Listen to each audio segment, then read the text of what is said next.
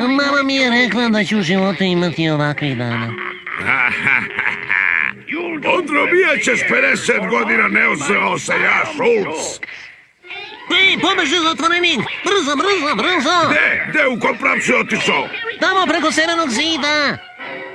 Stoj ili pucam! Slagao, gospodin Schultz, bilo mi je drago!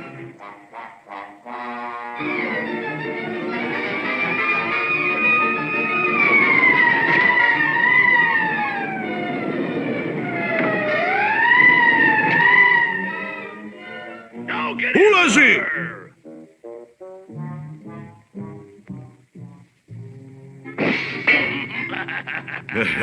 Ne znam da, šefe, kako to da si me zaključao napolje? Napolje? Unutra si! Nisam, ja sam napolje, ti si unutra. Jeli? Onda ulazi ovamo!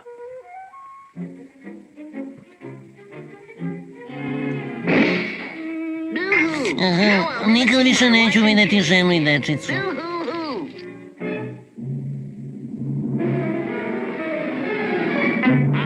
Odležat ćeš u samici 99 godina!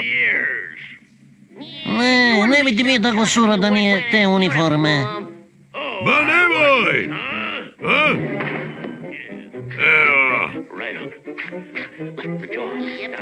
Ipak bi bio.